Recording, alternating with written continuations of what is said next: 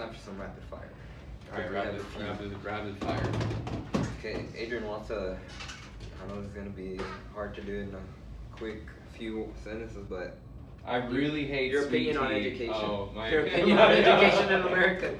My opinion on education in America is right now it's like really good people trying to do meaningful things in the face of bad policy.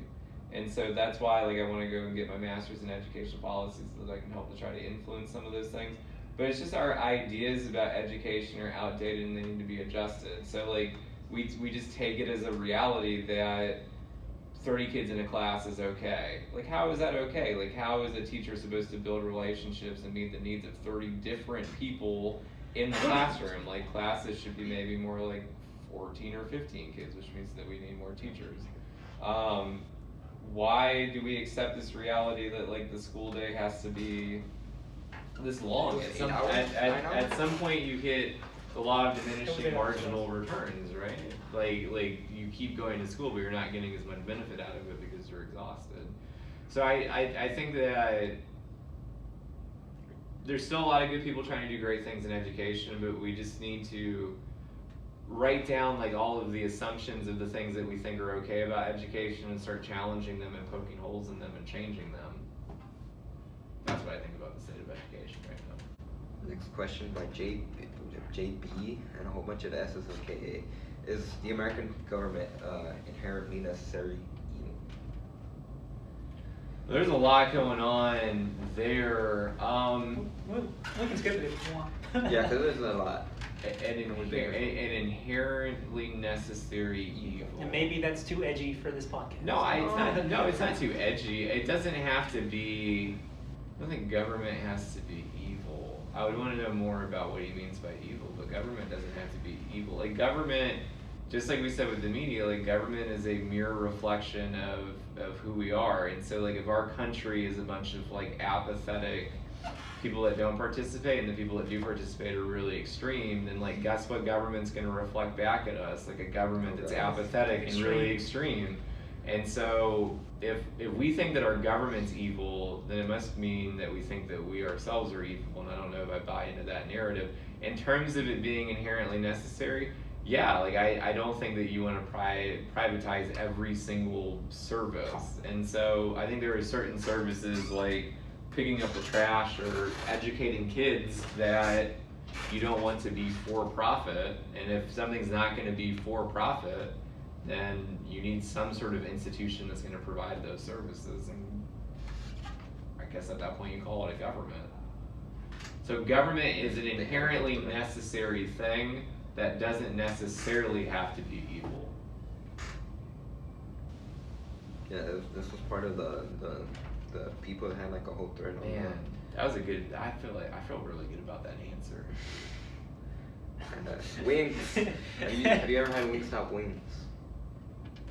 No. No. But like, here's the thing, and I don't. No. I'm not gonna. So I don't like bone-in wings. I like boneless wings. But they're like really big. That's my first. What's the argument? Because there are people that say boneless wings are not wings; they're just chicken tenders. Well, then I like chicken tenders. Then call it whatever you want, but it's tastier than a bone. What kind of savage are you that you're sitting there taking an animal's cooked leg with the bone still in it and go rah rah rah until you get to the bone? How screwed up is that? What's wrong with people? Why would you do that? There's evidence that early man was a third scavenger. So early man would eat like bones that were already picked up by vultures, and we would just suck the marrow. So I guess we're just savages. Do you realize with bone-in wings that like you're only one step removed from ripping the wing off of the chicken and just eating it directly? Like the one step in the middle is fire for a little bit. And if you took the fire out of it, all you're doing is ripping an animal's arm off and eating it. So I like the bone removed because it helps me feel more disconnected from the death of the animal. I don't have to worry about the bone. It's delicious. But there's places that have way better wings than Wingstop. So you have had it? I haven't had wing. Well, I guess like once, but I was like, I can do better than that. What's your favorite wings place? Yeah.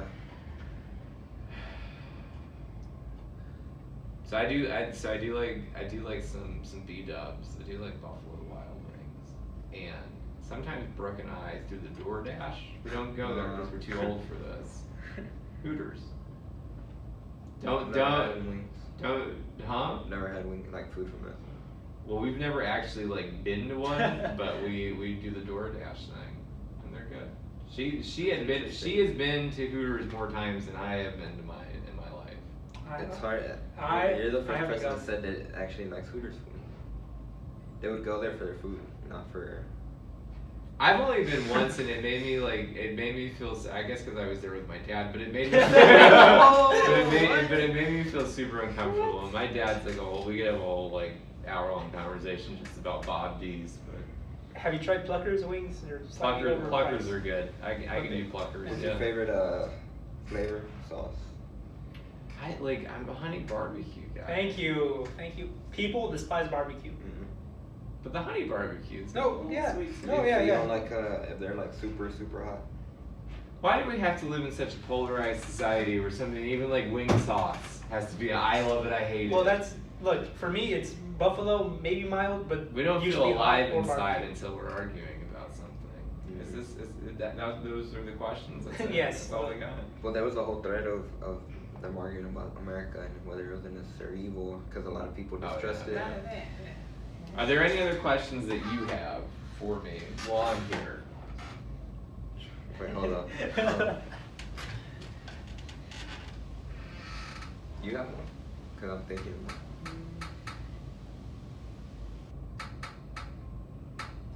I don't know if you'd be able to answer this. Was it? Because it's about yes prep and it's about like all the rules for your honest opinion about all those rules they made you have to do, like all the meetings, all the stuff you had to follow, especially and follow up whenever you first got there. Did you were you like one of those picky teachers that like had to try to follow everything like the way? So this is gonna be really hard to believe, but I've never been a particularly peppy person, and so I was not a peppy teacher when you had me in my very first year. Was I a peppy teacher? You made us do Sudoku during math lab. Oh, Mr. Klein used to do that. That's true. Is that where you got it from? Yeah, because I didn't write the lessons for that. Like they were like written by somebody else, and I was just supposed to go in there and implement. And I don't know why. Like maybe that's one thing that was wrong with Yes at that time, that they had just a random guy come in and just give us sheets to do Sudoku on. You don't think math lab was a life-changing experience for you? Yeah. Why did they have to? They had regular math? Period and a half of regular math and then an extra period of math enrichment lab. Because math is like state tested a lot, and they want kids to do well on state tests so that they can keep their accountability ratings high and get funding and stuff, and not get taken over by the state. Now, in terms of like all of the rules at Yes Prep and stuff like that, I don't think that the people that came up with all of those rules have bad intentions, but I think that sometimes it felt like Yes cared too much about the wrong things and not enough about the right things. And so like if a kid didn't have a belt, now they changed these kind of that policy towards the end, and it wasn't as big of a deal if a kid didn't have a belt.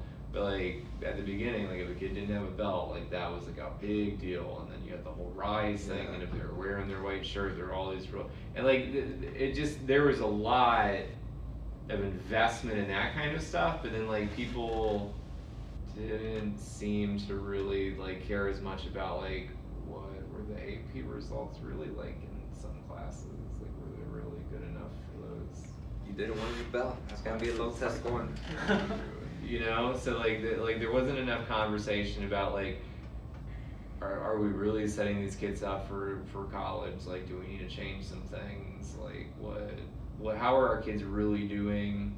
And there were a lot of conversations about dress codes and things like that, and maybe in the grand scheme of things didn't matter as much. Then again, I'm weird. I was kind of in favor of those things, but I do understand your point that they were too nitpicky on certain areas, and when they should have been focused on other issues. But one thing about that is that it really inculcated like discipline onto us, well, onto me, and that's a big. Somebody's right? reading a thesaurus in their free Nah, time. it's like the wrestling thing. Inculcate. It was like the So wrestling. that word's used in Spanish a lot, so I just threw it in there. But Free of charge. Cause with Rise, you know, if kids acted bad, you would be isolated. And you were. Were you ever on Rise? That's the thing, man. People You've never been on Rise. can attack you for this. I was never on Rise, so I can never tell from a first-hand experience. But for me, it was simple. If you didn't act bad, you wouldn't be on Rise. That was it. So the whole point Well, was that's not fake. true. What you do? No, No, wait, but You're on. wait, no. It was for, well, I got in school suspension once when I was in high school. So I was in band. I was a band nerd, and so like one of the things in band is you're supposed to sit up straight while you played your horn, so that you could get good airflow and everything like that. And so I was slouching one day, and the assistant band director came around the back and told me to sit up, and I, under my breath, said, "What a bastard." I called him a bastard. Now the problem is, and I wasn't thinking this at the time, I promise, his dad had died a couple weeks before that. Oh. And so that was that was the absolute wrong word to pick. Like, I feel like if I had called him another profane word, it probably wouldn't have been a big deal. But and he heard me, and then next thing I knew, I got a referral. And I'll admit it, I cried because I was so afraid of what my parents were gonna do to me. It was a fear cry. It was one of like I think I've cried like 5 times in my life, and that was one of them because I was so afraid. I wasn't even afraid of my dad. I was afraid of my mom.